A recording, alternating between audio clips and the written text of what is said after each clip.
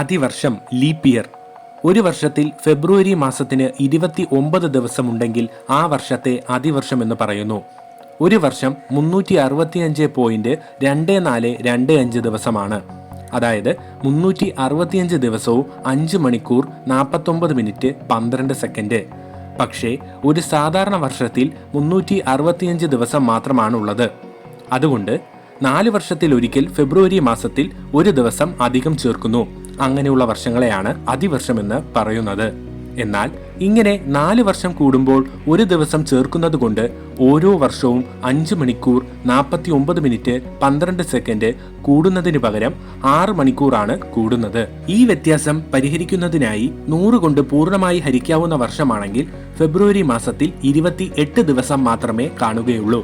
ഉദാഹരണത്തിന് 1900, 2100 എന്നീ വർഷങ്ങൾ. എന്നാൽ 400 കൊണ്ട് ഹരിക്കാവുന്ന വർഷമാണെങ്കിൽ ഫെബ്രുവരി മാസത്തിൽ 29 ദിവസം ഉണ്ടാവുകയും ചെയ്യും. ഉദാഹരണം 2000, 2400.